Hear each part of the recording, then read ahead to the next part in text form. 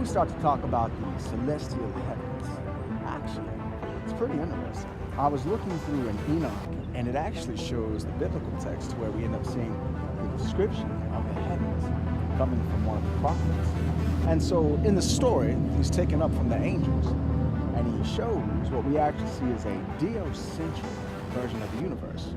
It was to say that when he's taken up, and this is thousands of years before Copernicus or Galileo, and what we see is that the moon going around the earth and the moon going around the sun, and the sun going around the throne room of God. It uses it as this giant mountain of sapphire. And ultimately, the angels, Michael, Gabriel, Raphael, Uriel, they give a description, and they show him everything, all of the secrets of the universe, how the higher realms of existence enter into this world, and they bring him before the throne room of God.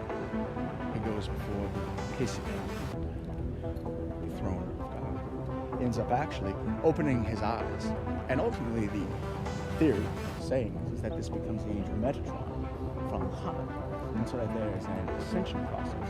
But the idea is that it actually shows the existence of the heavens in a new way, in a new form, and it opens our eyes into the text and the history that we end up seeing, to where thousands of years ago, we already had the preconceived conception of the universe as it's known today.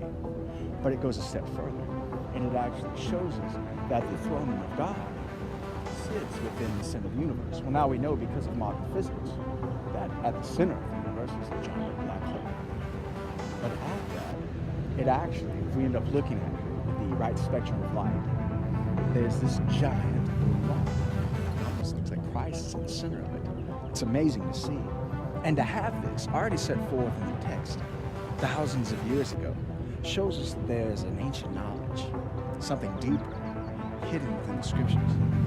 You know, not only in Enoch. Have you ever heard of the book of Jasher? When we open up in Kings, it says it's not written in the book of Jasher. Jasher, literally the upright. But to look into the text and to realize that there are such secrets, mysteries, hidden within the Word of God gives you a deeper appreciation for it. Not only that, but also for the heavens. That angelic instruction, my is blessed to even realize that it's there. But then furthermore, to have that ascension process, to have the same instruction, the same teaching that's given to Hannah, to Daniel, and the archangels Gabriel, and Michael. You know, an interesting portion of this is that there's a fast. And as he fasts for 21 days, he ends up having this angelic revelation. You see the same thing with Paul and with Jesus. Jesus is amazing because before you end up seeing him having the angelic ministry, whether he's ministered to from the angels, he's also tempted by Satan. And so it gives us actually a premonition and an understanding that before we end up receiving that divine angelic blessing from the angels, there's a testing from the adversary. But when we cast away, and we don't need that stone to be turned to bread, when we stand with all the world before us, and we choose God, we choose Christ, get ready for a blessing.